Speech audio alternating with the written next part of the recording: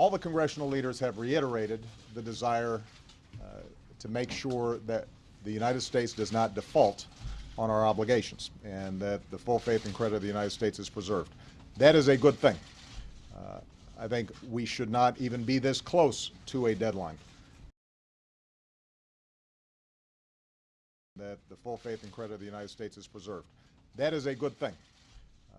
I think we should not even be this close to a deadline on this.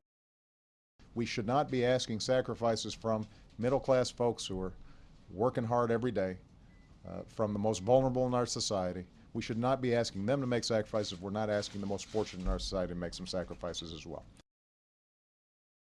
Everybody believes that this is something that has to be addressed. And for the general public, I've said this before, but I just want to reiterate, we are obviously running out of time. And so what I've said to the members of Congress is that you need, over the next 24 to 36 hours, to give me some sense of what your plan is to get the debt ceiling raised through whatever mechanisms they can think about, and show me a plan in terms of what you're doing for deficit and debt reduction. If they show me a serious plan, I'm ready to move. All right? Thank you very much. Thank you very much.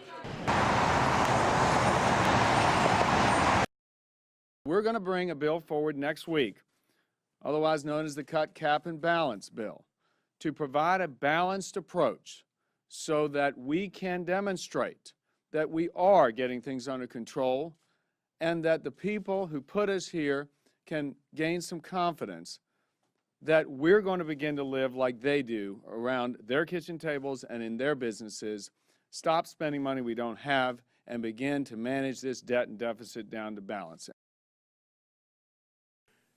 In those wars that should have been ended, and on programs and the deficit spending they cause are not, if they're not put on a sustainable path, things will come apart.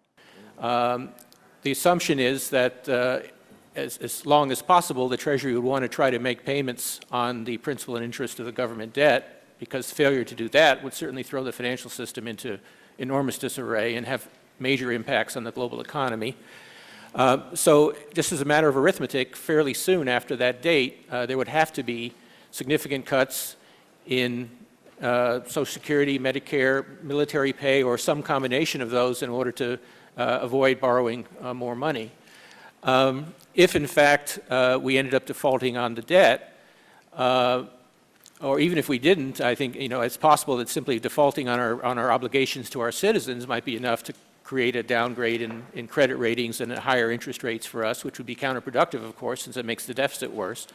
But clearly, if we went so far as to default on the debt, it would be a major crisis, because the Treasury security is viewed as the safest and most liquid security in the world. It's the foundation for much of our financial system.